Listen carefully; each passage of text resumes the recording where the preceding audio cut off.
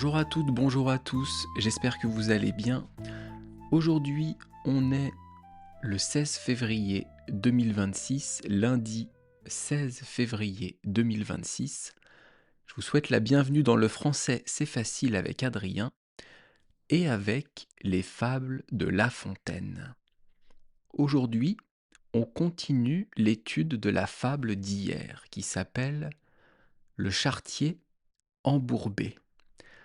Alors je ne vais pas vous la relire en entier, je vais juste vous faire un résumé des 18 premières lignes, donc jusqu'au moment d'hier, jusqu'au moment où on s'est arrêté hier, et après on continuera donc avec la 19e ligne. Mais avant, comme d'habitude, petite pub, si vous pouvez me laisser un commentaire sur YouTube et ou un bon commentaire, une bonne note dans vos applications d'écoute de podcast, ça serait top. Donc, cette fable, le charretier embourbé. Le charretier, c'est un conducteur de charrette. Et embourbé, c'est bloqué dans la boue, ou bloqué quelque part. Ici, c'est quoi l'histoire? On nous parle en fait d'un conducteur de charrette qui se retrouve bloqué dans la boue, bloqué sur une route et qui ne peut plus bouger. Ce conducteur, il est bloqué sur une route de campagne. Il ne peut pas se faire aider. Il est d'ailleurs dans la Bretagne, près de Quimper. Et donc, il en veut à tout le monde. Il en veut au destin. Il en veut au trou de la route. Il en veut à ses chevaux. Il en veut à lui-même. Et il demande au dieu Hercule, au dieu qui a réalisé les 12 travaux, de venir l'aider. Et on s'est arrêté ici, au moment où le conducteur de charrette demande de l'aide au dieu Hercule. D'ailleurs, je vous ai dit hier que c'était Atlas qui a porté la terre et pas Hercule. Et je me demandais pourquoi La Fontaine avait choisi cette phrase ici, parce que ce n'est pas Hercule qui a porté la terre, c'est Atlas. Et en fait, Hercule a remplacé Atlas pendant un moment pour le soulager. Donc, au final, Hercule a bien porté la terre pendant un moment. Ceci étant résolu, ceci étant éclairci, on va pouvoir passer à la suite de la fable. Donc on commence aujourd'hui à la 19e ligne, et comme d'habitude, je vous lis les phrases, et après, je vous explique les mots. À la fin de la fable, du podcast, pardon, de l'épisode, je vous relirai la fable en entier, et après, je vous lirai une version simplifiée. Donc ligne 19. Sa prière étant faite, il entend dans la nue. La prière, c'est le fait d'avoir prié Hercule. Sa prière étant faite, ça veut dire une fois sa prière finie, à la fin de sa prière. Il entend quelque chose, il entend dans la nue. La nue, c'est un ancien mot pour dire les nuages. Donc il a fait sa prière, il a fini, et il entend une voix, quelqu'un qui lui parle des nuages, de là-haut. Ligne 20, une voix qui lui parle ainsi. Donc là, il n'y a pas de difficulté. Une voix, c'est ce que vous entendez en ce moment. Là, vous entendez ma voix. Et qui lui parle ainsi, c'est qui parle au conducteur de la charrette. Donc il a prié et il entend une voix. Ligne 21. Hermès veut qu'on se remue. Se remue, c'est le verbe se remuer. Ça veut dire se bouger, ça veut dire travailler, ça veut dire faire les choses. et Hermès veut qu'on se remue. Pas Hermès, Hercule, pardon. Je me suis trompé de Dieu. C'est Hercule, pas Hermès. Hercule veut qu'on se remue. Donc on imagine que c'est Hercule qui parle au conducteur de la charrette. Et Hercule parle de lui à la troisième personne. Il ne dit pas je, il donne son nom. Ça donne une impression de grandeur, une impression de, comment dire, de supériorité. Si je parle comme ça, Adrien a dit que vous devez écouter des podcasts. Ça fait vraiment hautain, ça fait vraiment star. Donc là, c'est un dieu, on comprend pourquoi il parle de lui à la troisième personne. Ligne 22, puis il aide les gens. Alors là, c'est la suite de la ligne 21, donc je vais vous lire les deux en même temps.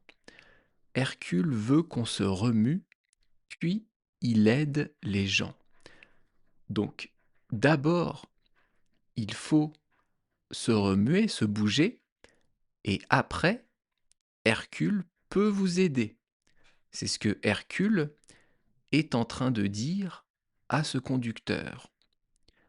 Et il continue à la ligne 22 et 23. Regarde d'où provient l'achoppement qui te retient. Donc il donne un ordre, un conseil au conducteur et il dit regarde d'où provient. Ça veut dire regarde d'où vient, regarde l'origine de quoi? De l'achoppement qui te retient. L'achoppement, c'est un vieux mot, un ancien mot pour dire le blocage. En fait, il conseille au conducteur, Hercule conseille au conducteur de la charrette de vérifier d'abord pourquoi la charrette est bloquée. Qu'est-ce qui fait que cette charrette ne bouge plus? Quelle est l'origine du blocage?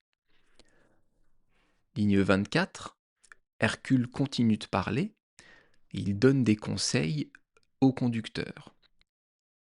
Ôte d'autour de chaque roue. Alors, ôte, c'est le verbe ôter, ça veut dire enlever. Et d'autour, c'est une formule de français un peu ancienne pour dire autour. Donc aux alentours de, sur le pourtour de la roue.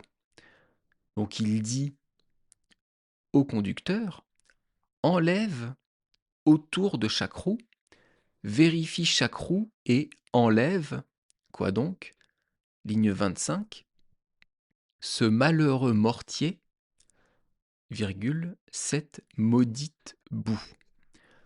Le mortier, ce sont des cailloux.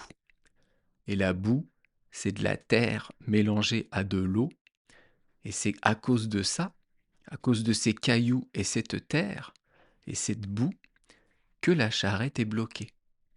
Donc Hercule dit au conducteur, regarde les roues de ta charrette, regarde ce qui bloque, enlève les cailloux, enlève la boue, comme tu peux le faire, ligne 26, qui, jusqu'à l'essieu, les enduit. Le qui, on parle des cailloux et de la boue. Jusqu'à l'essieu. L'essieu, c'est... comment vous expliquer? C'est la partie dans la charrette, ou même dans une voiture a un essieu, qui va relier les deux roues de l'avant entre elles et les deux roues de l'arrière. En fait, c'est une barre qui relie les roues. Et ici, Hercule dit au conducteur d'enlever les cailloux, d'enlever la boue qui a enseveli une partie de la charrette. La boue et les cailloux arrivent jusqu'à l'essieu, jusqu'au niveau de l'essieu. Ligne 27, il continue à parler, Hercule. Donc vraiment, il aide le conducteur, il aide l'homme. Prends ton pic et me romps ce caillou qui te nuit. le pic, ça doit être un outil pour casser les cailloux, puisqu'il dit « et me rompt ce caillou ». Ça, c'est ancien comme formule. Là, on dirait plutôt en français moderne « et casse cette pierre ». Rompre, c'est casser. Donc il dit « et rompt cette pierre, et rompt ce caillou, casse ce caillou qui te nuit ». Te nuit, c'est le verbe nuire, ça veut dire gêner. Le dieu Hercule dit au conducteur « prends un outil et casse le caillou qui te gêne, casse le caillou, casse le rocher qui est en train de bloquer tes roues ». Ligne 28, encore le dieu qui parle à l'homme. « Comble-moi cette ornière ». Une ornière, c'est une marque laissée par des roues sur un chemin. Sur les routes actuelles en béton, en goudron, ça n'existe pas. Mais sur les anciennes routes, qui étaient des chemins, avec les roues qui passaient 100, 1000, 10 000 fois sur le même chemin, sur le même passage, ça laissait des traces. Eh bien, c'est ça les ornières. Donc le dieu dit au conducteur « Comble-moi cette ornière ». Ça veut dire « Remplis les marques qui ont été laissées par les roues ». En remplissant ces marques, en les comblant, tu vas pouvoir peut-être dégager ta charrette. Et il pose la question à l'homme « As-tu fait ?» Ça veut dire « Est-ce que tu as fait ce que je t'ai dit ? As-tu fait cela ?» Oui, dit l'homme. Donc le conducteur, l'homme répond au dieu « Oui ». Ligne 29. « Or bien, je vas t'aider ». Donc là, il y a deux formules d'ancien français. Or bien, ça veut dire alors. Donc, parce que tu m'as écouté, parce que tu as commencé à travailler, je vas t'aider. Ici, c'est une faute de français. Enfin, c'est une faute à l'heure actuelle, mais ce n'était pas une faute au XVIIe siècle. On dirait aujourd'hui je vais t'aider. Je vais, tu vas. Mais j'imagine que en vieux français, on disait je vas. Donc là, c'est toujours Hercule qui parle. Il dit « Alors je vais t'aider. Prends ton fouet ». Le fouet, c'est ce qui permet de faire avancer les chevaux. Vous savez, c'est une espèce de lanière en cuir qui fait du bruit et qu'on peut utiliser pour frapper un peu les fesses des chevaux. Pour ceux qui connaissent Indiana Jones, eh bien Indiana Jones a un fouet comme arme. Donc le dieu dit à l'homme « Prends ton fouet ». Ligne 30, l'homme répond « Je l'ai pris. Qu'est-ce ceci ? Mon char marche à souhait. » Donc il répond au dieu « J'ai pris mon fouet ». Et qu'est-ce ceci ? C'est qu'est-ce ceci ? Comment ça se fait ? Mon char marche à souhait. Ma charrette avance de nouveau. Ma charrette est débloquée. Donc là, bien sûr, c'est l'homme qui parle, qui répond au dieu, et qui s'aperçoit que, en suivant le conseil d'Hercule, les conseils d'Hercule, sa charrette peut de nouveau avancer. Ligne 31, toujours l'homme qui parle. Hercule en soit loué. Donc il remercie Hercule. Louer un dieu, ça veut dire lui faire des prières, le remercier.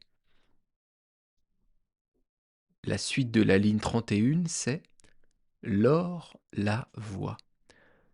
Encore du vieux français, aujourd'hui on dirait alors la voix dit. Deux points. Donc là c'est la voix qui parle, c'est encore Hercule qui reprend la parole. Tu vois comme, ligne 32, Tes chevaux aisément se sont tirés de là.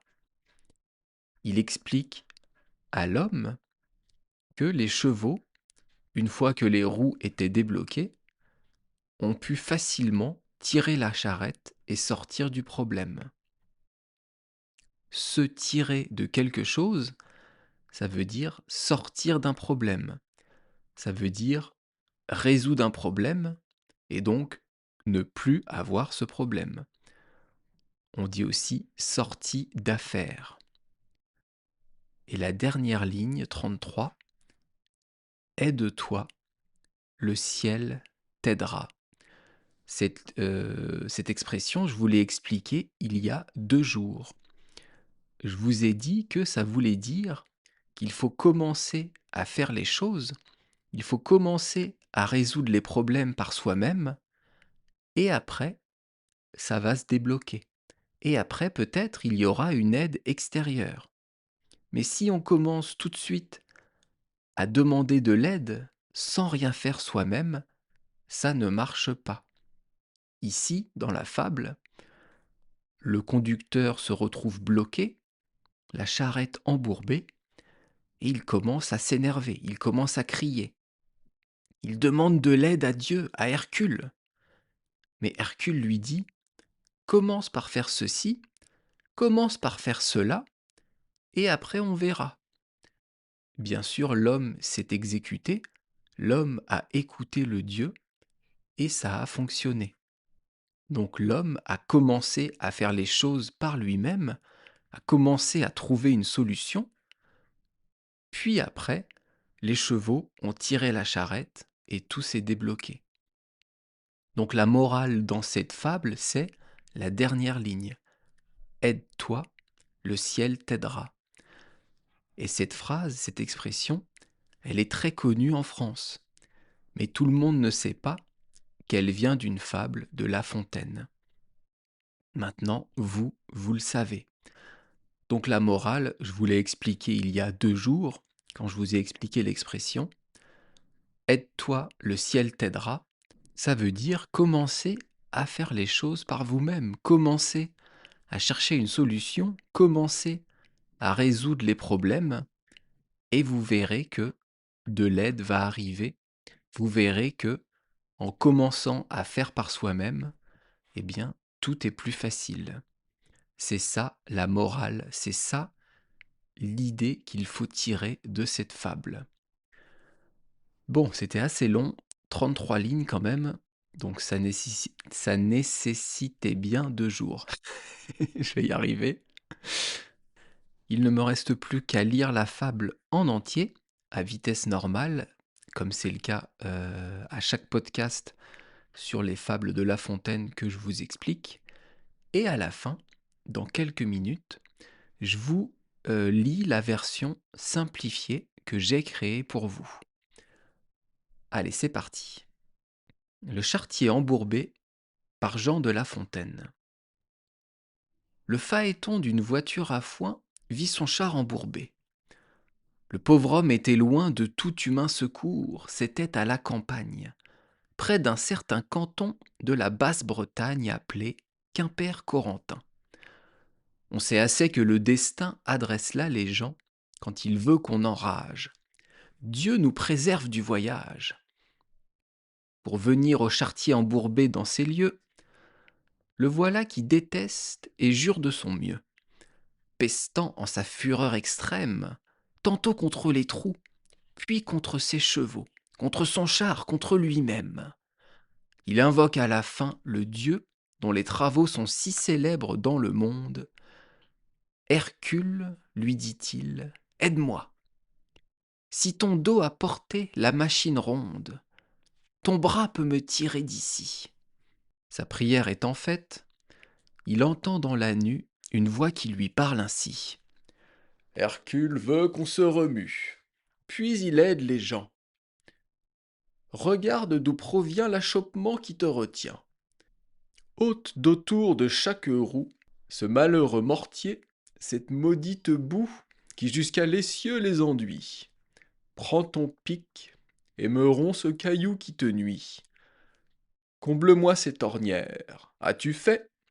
Oui, dit l'homme. Or bien, je vais t'aider, dit la voix. Prends ton fouet. Je l'ai pris. Qu'est-ce ceci? Mon char marche à nouveau. Hercule en soit loué. L'or la voix. Tu vois comme tes chevaux aisément se sont tirés de là. Aide-toi, le ciel t'aidera. Et là, j'ai fini de vous lire la fable. J'ai essayé de prendre ma voix de Dieu, ma voix d'Hercule la plus jolie. Et maintenant, je vais vous lire la fable plus doucement et surtout ma version simplifiée. La charrette bloquée. Le conducteur d'une charrette se retrouva bloqué dans la boue. Le pauvre homme était loin de tout. C'était à la campagne, en Bretagne, dans un trou perdu. La vie envoie les gens dans ces endroits perdus pour les punir, pourvu que nous n'y allions pas. Pour revenir au conducteur bloqué dans la boue, il se met à insulter tout le monde, gueulant contre les trous de la route, puis contre ses chevaux, contre sa charrette, contre lui-même. Il prie pour qu'Hercule lui vienne en aide. Aide-moi, toi qui as porté la terre. Ton bras peut me sortir de ce problème. Sa prière finie, il entend dans les nuages une voix qui lui parle ainsi. Hercule veut qu'on se remue, puis il aide les gens. Regarde d'où vient le blocage de ta charrette. Enlève autour de chaque roue ces cailloux, cette boue qui bloque ta charrette. Prends un outil et casse cette pierre qui te gêne. Remplis les marques laissées par les roues. As-tu fait cela? Oui, dit l'homme. Alors je vais t'aider, dit la voix. Prends ton fouet. Je l'ai pris. Comment ça se fait? Ma charrette avance de nouveau. Merci, Hercule. Alors la voix dit. Tu vois comme tes chevaux se sont facilement tirés de ce problème. Aide-toi, le ciel t'aidera. Et voilà, on a fini l'étude de la fable du jour, de la fable de La Fontaine, le charretier embourbé. J'espère qu'avec cette version, vous avez mieux compris. J'espère que surtout qu'avec mes 2 podcasts, mes 2 épisodes, vous avez tout compris de cette fable. Si vous avez des questions, si vous avez des problèmes, évidemment, vous pouvez me laisser un message sur YouTube, un petit commentaire sur la vidéo, ou alors un mail, c'est aussi possible, à françaisfacileadrien@gmail.com. Eh bien, il ne me reste plus qu'à vous souhaiter une bonne journée. On se retrouve demain pour une nouvelle expression française. Et demain, alors attendez, que je vérifie dans l'ordi, qu'est-ce qu'on fait demain? Ah oui, c'est marrant comme expression. Il n'y a pas le feu au lac. Plus rapidement, on dit il n'y a pas le feu au lac. Je vous explique tout ça demain et je vous souhaite de passer une bonne journée. À bientôt. Bye bye. Hasta luego. Matane.